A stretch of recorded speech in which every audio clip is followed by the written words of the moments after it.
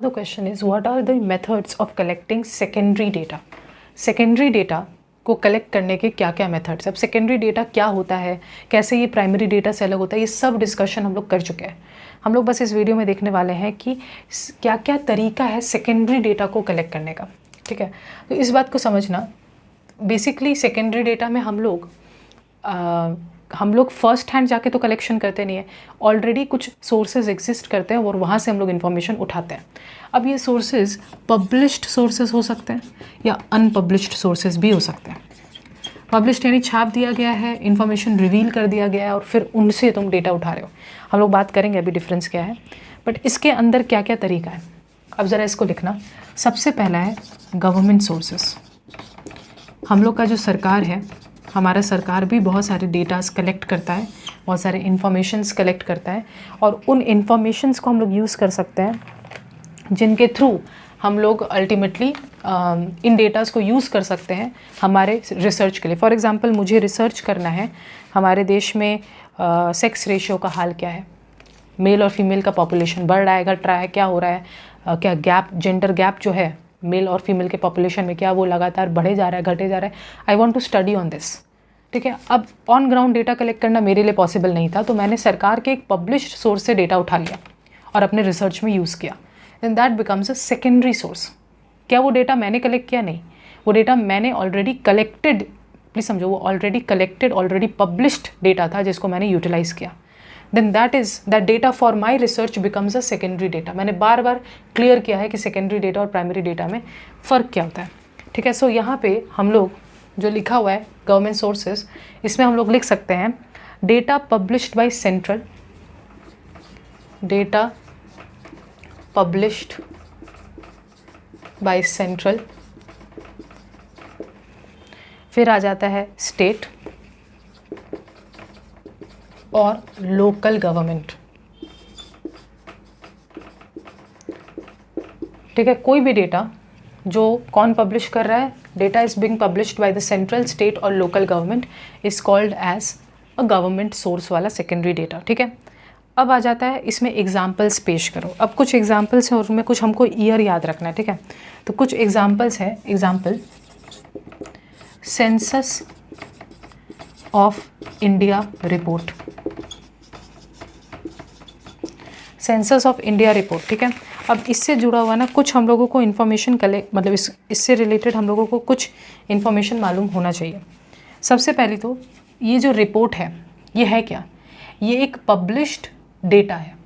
For example, सरकार ने एक डेटा इंडिया के सेंसस के ऊपर, सेंसस माने कितने पॉपुलेशन है, किस स्टेट में ज़्यादा पॉपुलेशन एक्सेट्रा, कितने मेल है, कितने फीमेल है, ये डेटा हमारे सामने पेश कर दिया। इस डेटा को बोलते हैं सेंसस ऑफ इंडिया रिपोर्ट।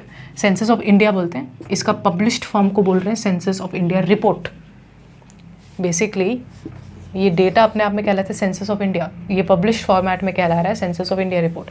अब ये पहली बात, इससे रिलेटेड कुछ इन्फॉर्मेशन हमें मालूम होना चाहिए।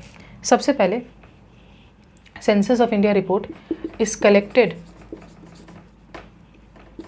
Bye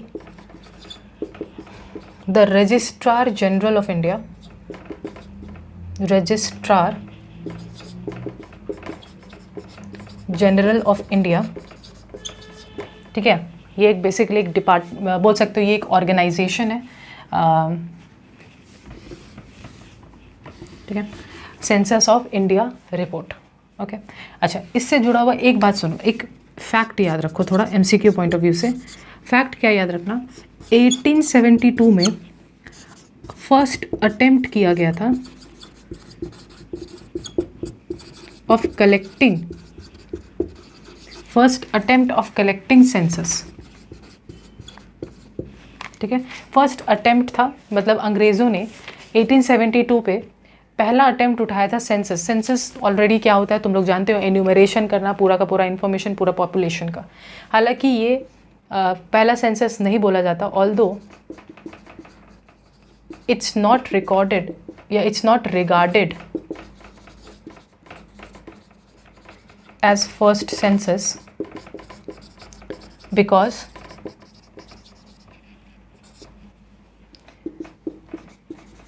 it varied across time, मतलब कुछ रीजन में अलग टाइम में डेटा कलेक्ट किया गया, कुछ रीजन में अलग टाइम, इसलिए हम लोग इसको नहीं कह सकते कि ये सेंसस है, क्योंकि सेंसस का मतलब ही यही होता है। सेंसस माने तुमको पूरे पॉपुलेशन में सबका डेटा कलेक्ट करना है और सेम टाइम जोन पे कलेक्ट करना है। ऐसा नहीं कि एक स्टेट का अलग टाइम, एक स्टेट का अलग टाइम, डोंट डू दैट। अगर तुम ये करोगे तो फिर वो सेंसस नहीं है। 1872 में अंग्रेज़ों ने भले ही कोशिश किया था, बट फिर भी बिकॉज ये अलग अलग टाइम मोमेंट्स पे डेटा कलेक्ट कर लिए थे, इसलिए इसको हम लोग पहला सेंसस नहीं कह सकते, पहला अटेम्प्ट कह सकते हैं। अंग्रेज़ों ने पहला अटेम्प्ट मारा था, लेकिन ये पहला सेंसस नहीं है। अंग्रेज़ों का कलेक्टेड पहला सेंसस, जो सच में पहला सेंसस माना जाता है, वो 1881 में था। इसको फर्स्ट सेंसस बोलते हैं, ठीक है। तो याद रखना, एग्जाम में आ सकता है कि पहला अटेम्प्ट कब था, 1872, फर्स्ट सेंसस कब था, 1881, और फिर एवरी 10 ईयर्स हम लोग कलेक्ट करना शुरू कर दिए, एवरी 10 ईयर्स कलेक्ट करना शुरू कर दिए। लास्ट कंप्लीटेड सेंसस हम लोग का है 2011, अभी फिर से शुरू किया गया। दीदी लास्ट कंप्लीटेड क्यों, 10-10 साल के अंतराल पे है। देखो 1881, 1891, फिर तुम्हारा आ जाएगा 1901, 1911, ऐसे करके आते आते 2011। लेकिन दीदी 2021 भी तो था, लेकिन 2021 कोविड का समय था, तो वहाँ गवर्नमेंट ने नहीं कलेक्ट किया था, अब वो पूरा का पूरा प्रोसेस चालू किया है।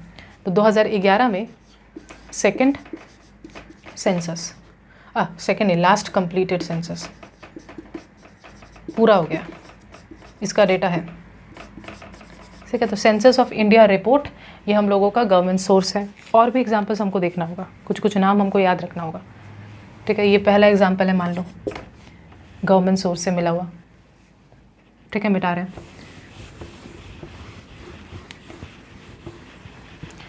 फिर क्या है तुम्हारे पास, Reserve Bank of India bulletin होता है, ये याद रखना है, ऐसा कुछ नहीं है इसमें। हमारा रिजर्व बैंक जो है वो भी रेगुलर बेसिस पे इंफॉर्मेशन देता रहता है, because reserve Bank of India वो ऑर्गेनाइजेशन है जो रेगुलर बेसिस पे जो रिपोर्ट वो पब्लिश करता रहता है, उसको बोलते हैं बुलेटिन, ठीक है। इसके अलावा क्या है, इकोनॉमिक सर्वे, ठीक है। इकोनॉमिक सर्वे एक बहुत इंपॉर्टेंट है एक्चुअली। जो हम लोग का बजट है ना, बजट से पहले हमेशा एक डेटा प्रेजेंट किया जाता है, जिस दिन बजट शो किया जाता है। हमारी देश की फाइनेंस मिनिस्टर अभी के वक्त निर्मला सीतारमन जब बजट पेश करती हैं, उसके कुछ दिनों पहले एक चीज़ प्रेजेंट किया जाता है जिसको बोलते हैं इकोनॉमिक सर्वे। तो वो भी गवर्नमेंट सोर्स का एक डेटा होता है, पब्लिश्ड डेटा होता है। तो इकोनॉमिक सर्वे हो गया, ठीक है। और क्या लिख सकते हो, ठीक है, नेशनल सैंपल सर्वे रिपोर्ट्स, ठीक है, इसको NS, national sample survey, NSS reports जो है ये भी पब्लिश्ड फॉर्म में है। इसके अलावा और भी हो सकता है, लेबर ब्यूरो का रिपोर्ट्स हो सकता है। ये पता होना चाहिए क्योंकि एमसीक्यू में मालूम होना चाहिए कि सारे के सारे सरकारी रिपोर्ट्स हैं। अब ये एक एक करके रिपोर्ट का हम स्टडी नहीं कर सकते, क्योंकि हम यहाँ पे पीएचडी नहीं करने जा रहे हैं या कोई कम्पिटिटिव एग्ज़ाम का हम लोग तैयारी नहीं कर रहे हैं कि हम लोग एक एक करके इसको रिकॉर्ड करें, ठीक है। तो labour bureau reports, competitive exam का अगर हम लोग तैयारी कर रहे होते तो एक एक करके हम लोग को ईयर्स भी याद रखना पड़ जाएगा, ठीक है। कुछ कुछ relevant information depending on the type of exam that you are appearing for. अब यहाँ पे आता है इसका मेरिट क्या है। ये जो गवर्नमेंट सोर्सेज से हम डेटा उठाते हैं, इसका फ़ायदा क्या है, मेरिट्स क्या है। तो किसी भी सेकेंडरी डेटा की तरह इसका भी मेरिट यही है कि टाइम बचाता है वगैरह, वो सब तो ठीक है, वो तो किसी भी सेकेंडरी के लिए ट्रू है। लेकिन सरकारी सोर्स से डेटा उठाने का फ़ायदा क्या है, तो ये हाईली रिलायबल है, तुमको पता है कि ये ठोस होगा। भाई कोई आलतू फालतू प्राइवेट ऑर्गेनाइजेशन का डेटा नहीं है कि भाई कोई भी झूठ बोल दे, ये एक हाईली रिलायबल डेटा है, बहुत ही रिलायबल है, बहुत ही भरोसेमंद है। अगर सरकार ने खुद के ऑफिशियल रिकॉर्ड में, तुम लोग जान रहे होगे, सरकार खुद के ऑफिशियल रिकॉर्ड में बता रहा है कि सरकारी स्कूल्स बंद हो रहे हैं, हर दिन 15 सरकारी स्कूल्स बंद हुए जा रहे हैं, तो ये सरकार की खुद के रिपोर्ट में, इसको कोई झूठ नहीं बोल सकता है, ठीक है। फिर क्या है दूसरा, और भी बहुत सारे हो सकते हैं लेकिन हम लोग एक ही लिख रहे हैं। डीमेरिट क्या है, डीमेरिट है टाइम लैग। अब देखो ना, पॉपुलेशन से रिलेटेड हमारे पास जो इन्फॉर्मेशन है वो लास्ट सेंसस ऑफ इंडिया का रिपोर्ट 2011 का है, 10-10 साल पे होता है, क्योंकि बहुत कॉस्टली है ये, तो इसीलिए बहुत ही बड़ा टाइम लैग देखने को मिलता है। और ऐसा इसमें कोई शक नहीं है, ये बात बहुत तुम लोग के दिमाग में भी आया होगा, पॉलिटिकली इन्फ्लुएंस भी हो सकता है,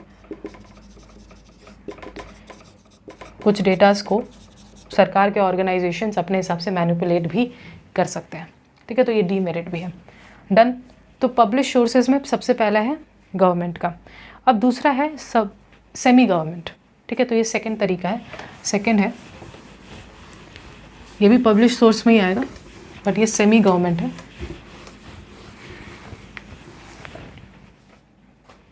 second, semi government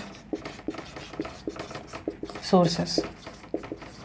semi government sources, तो सेमी गवर्नमेंट सोर्सेस में क्या होता है, it is published by bodies that operate with government regulation but aren't directly government departments.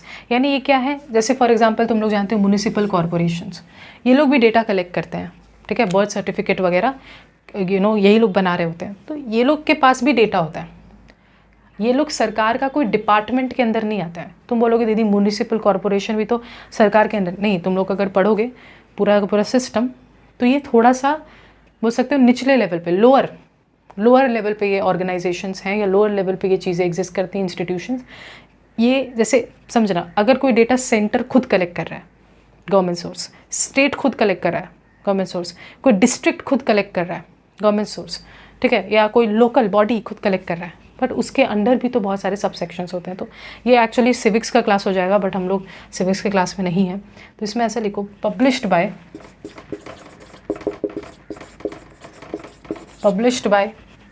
bodies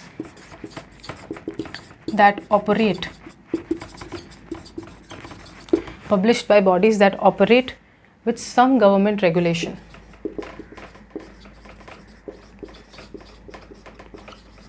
कुछ तो गवर्नमेंट का रेगुलेशन होता है but are not directly government departments.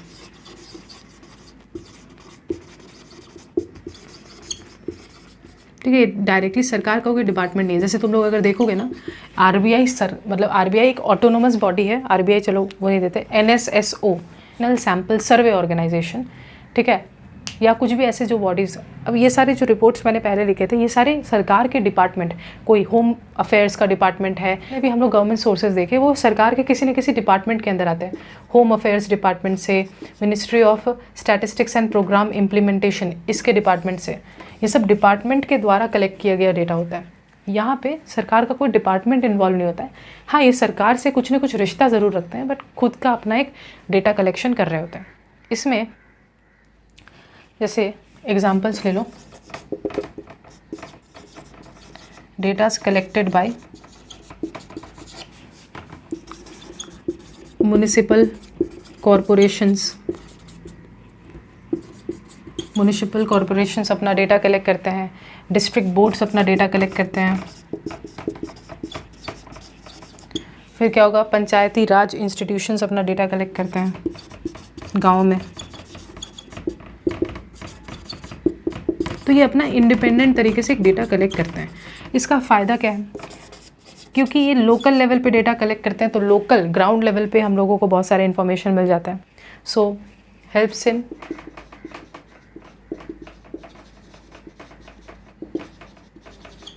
जैसे, क्योंकि सरकार जब डेटा कलेक्ट कर रहा होगा तो काफ़ी बार सरकार सैंपल का डेटा कलेक्ट करता है ना। सरकार तो जानते हैं पूरे इंडिया का 140 करोड़ के आबादी का तो हम डेटा नहीं कलेक्ट कर सकते, सैंपल्स बनाते हैं। लेकिन ये लोग क्या कर सकते हैं, ये लोग एक पर्टिकुलर डिस्ट्रिक्ट, एक लोकेशन में सभी हाउस होल्ड्स का रिसर्च अपने पास डेटाज रख सकते हैं। तो कहीं ना कहीं एक अच्छा फुल फ्लेजेड डेटा हमको मिलता है। Helps in collection of local information, ठीक है। तो यहाँ पे भी वही है डीमेरिट इसका भी सेम है कि टाइम लैग यहाँ पे भी देखने को मिलता है, पॉलिटिकल इन्फ्लुएंस हो सकता है। सो सेम डीमेरिट इसका भी सेम है। फिर तीसरा क्या है, अगेन पब्लिश्ड सोर्सेज का हम बात कर रहे हैं, तो तीसरा क्या है, तीसरा है इंटरनेशनल पब्लिकेशंस, ठीक है, इंटरनेशनल सोर्सेज।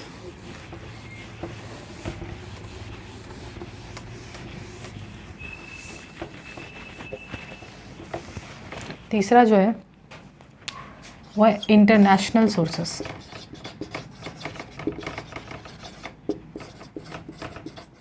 तो ये बेसिकली इंटरनेशनल ऑर्गेनाइजेशंस होते हैं, ये किसी सरकार के अंदर नहीं होते हैं, ये एक इंटरनेशनल ऑर्गेनाइजेशंस अलग से होते हैं जिनका काम ही होता है कि अलग अलग डेटाज ये लोग कलेक्ट करते हैं और पब्लिश करते हैं.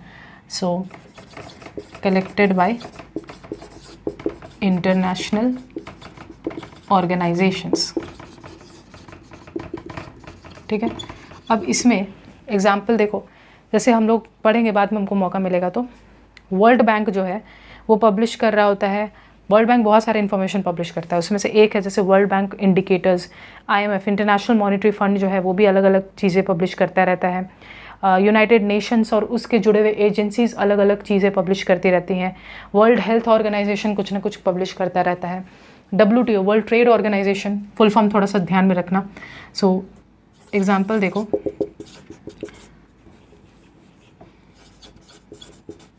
सोर्सेस फ्रॉम, मैं बोल रही हूँ तुम लोग लिख लेना. वर्ल्ड, ये लिख दे रही हूँ, वर्ल्ड बैंक, इंटरनेशनल लिख दे रहे हैं, इंटरनेशनल मॉनेटरी फंड IMF. ठीक है. इसके बाद यूनाइटेड नेशंस, ये यूनाइटेड स्टेट्स ऑफ अमेरिका नहीं, यूनाइटेड नेशंस अलग से ऑर्गेनाइजेशन है ये. यूनाइटेड नेशंस ये बहुत सारे डेटा पब्लिश करता है. इसके अलावा वर्ल्ड हेल्थ ऑर्गेनाइजेशन, ये लिख नहीं रही हूँ, तुम लोग लिख लेना.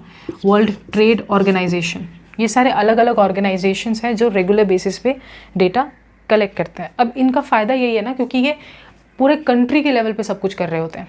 बहुत सारे कंट्रीज़, यानी पूरे वर्ल्ड के लेवल पे बहुत सारे कंट्रीज़ का डेटा कलेक्ट करते हैं, तो क्रॉस कंट्री कंपैरिजन ईजी हो जाता है. क्रॉस कंट्री कंपैरिजन ईजी हो जाता है. इसमें बहुत फ़ायदा यही है कि क्रॉस कंट्री कंपैरिजन ईजी हो जाता है. अब यहाँ पे दिक्कत क्या है, डीमेरिट क्या है कि क्रॉस कंट्री कंपैरिजन ईजी हो जाता है, ठीक है, लेकिन अगेन कुछ कंट्रीज़ का इन्फ्लुएंस ज़्यादा हो सकता है. जैसे फॉर एग्जांपल यूनाइटेड नेशंस, क्या बोलते हैं, यूनाइटेड नेशंस हो जाए तुम्हारा वर्ल्ड बैंक में, यूरोपियन और अमेरिकन कंट्री का बहुत ज़्यादा, यूरोपियन कॉन्टिनेंट में जितने भी कंट्रीज़ हैं उनमें से कुछ कंट्रीज़, और हमारा यूनाइटेड स्टेट्स ऑफ अमेरिका, इसका बहुत ज़्यादा डोमिनेंस है. ठीक है, क्योंकि पैसा बोलता है भाई. सो डीमेरिट में सम कंट्रीज़ में dominate in these organizations and influence the reports.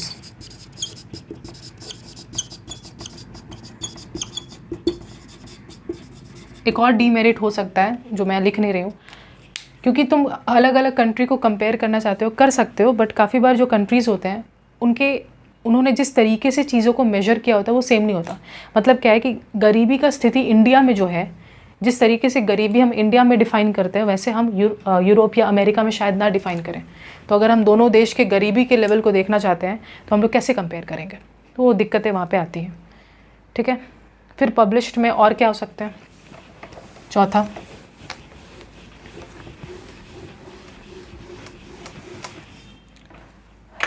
Reports of, एक सेकेंड,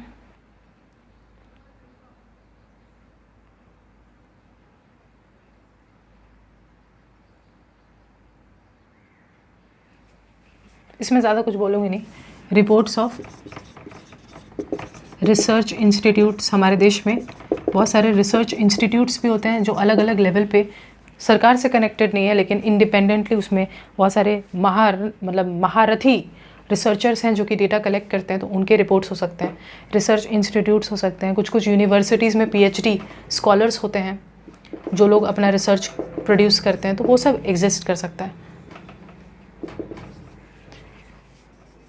और क्या लिख सकते हो, जर्नल्स है, न्यूज़पेपर्स, मैगजीन्स, यहाँ से भी तुम डेटा उठा सकते हो. अगेन सेकेंडरी सोर्स का बात हो रहा है, ये सब पब्लिश्ड है. Journals, newspapers, magazines. ठीक है. सो इन शॉर्ट ये सारे डिफरेंट सेकेंडरी डेटा के सोर्सेज हैं जो कि पब्लिश्ड फॉर्म में है. लेकिन अनपब्लिश्ड का मतलब क्या होता है कि ये जो डेटा है, अनपब्लिश्ड का मतलब डेटा एग्जिस्ट करता है बट ये फॉर्मली पब्लिश नहीं हुआ.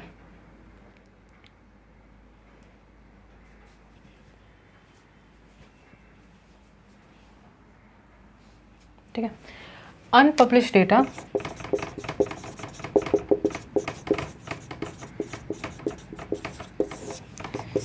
Data exists but not formally published, ठीक है। वेरी डिफ़िकल्ट टू एक्सेस, इसका सबसे बड़ा यही प्रॉब्लम है। जैसे फॉर एग्जांपल हम लोग जानते हैं कि नासा जो है, नासा के पास बहुत सारे, हम लोग बोलते हैं ना, नासा के पास बहुत सारे इन्फॉर्मेशन एग्जिस्ट करते हैं, एलियन आया था, यूएफओ क्या है, वगैरह वगैरह। लेकिन उस इन्फॉर्मेशन को अगर नासा पब्लिश ही ना करे तो हम कैसे पिन पॉइंट करके डेटा एक्सट्रैक्ट कर पाएंगे। एक और इन्फॉर्मेशन दे रही हूँ, तुम लोग जानते होगे, जानना चाहिए ये सब चीज़, ठीक है। तुम लोगों को पता चलेगा आसपास क्या चल रहा है। You should as a student of economics awareness ज़रूरी है। सो जैसे अभी रिसेंटली न्यूज़ में रहा एप्स्टीन फाइल्स, ठीक है। सबको पता है इसके बारे में, नहीं पता है तो कोई बात नहीं, इग्नोर कर सकते हो, पता है तो जानते हो। ये बहुत ही न्यूज़ में रहा। अब ये न्यूज़ में मान लो इसके बारे में खोज खबर लोगों को था, एटलीस्ट अमेरिकन जानते थे ऐसा कुछ है, जो कि रियलिटी है। अमेरिका में मौजूद सभी बहुत सारे नेताओं का ऐसा मालूम था, बहुत बड़े बड़े बिजनेस मैन वुमेन का, ये सब लोगों को मालूम था। डेटा लोगों को पता है, लेकिन अगेन ये बहुत ही फॉर्मल तरीके से कुछ ही समय पहले पब्लिश हुआ, और जब पब्लिश भी हुआ तो बहुत सारे नेम्स वगैरह ब्लैकआउट कर दिए गए, जिससे पता नहीं चल रहा था आइडेंटिटी की किसका बात हो रहा है इन फाइल्स में। अब यहाँ पे डेटा तो है, देखो जब पब्लिश फॉर्म में नहीं था, प्लीज़ समझो, जब वो डेटा पब्लिश्ड फॉर्म में नहीं था, डेटा है लेकिन वो फॉर्मली पब्लिश नहीं हुआ है, तो तब ये आएगा इस हेडिंग के अंदर, अनपब्लिश्ड डेटा है ये, अनपब्लिश्ड सोर्स है ये फॉर्मली पब्लिश नहीं हुआ, इक्के दुक्के कहीं पे इन्फॉर्मेशन हम लोगों को मिल गया है, कोई गॉसिप के थ्रू या जो भी है, यहाँ से हम ले सकते हैं, बट बहुत दिक्कत है कि इसमें एक्सेस पाना बहुत मुश्किल है। आज देखो ना, पब्लिश हो गया है, ये पब्लिश सोर्स में आ चुका है, बट फिर भी लोग इसको एक्सेस नहीं कर पा रहे हैं क्योंकि आधा से ज़्यादा नाम को ब्लैकआउट कर दिया गया, ठीक है। सो इन शॉर्ट बस इतना ज़्यादा इस पर ध्यान नहीं देना, बस इतना याद रखना, ये वो डेटा है जो कि एग्जिस्ट तो करता है बट अभी तक फॉर्मली पब्लिश नहीं हुआ है। ये बहुत ही डिफ़िकल्ट होता है इसको एक्सेस कर पाना, ठीक है। और पब्लिश सोर्सेज में जो नाम लिखा मैंने वो तुम लोग देख पाए हो। In short primary data, secondary data का डिफरेंस एट्सेट्रा हम लोगों ने बहुत ही बेहतरीन ढंग से देख लिया। अब अगले वीडियो में हम लोग आगे के डिस्कशन को लेके जाएंगे। Till then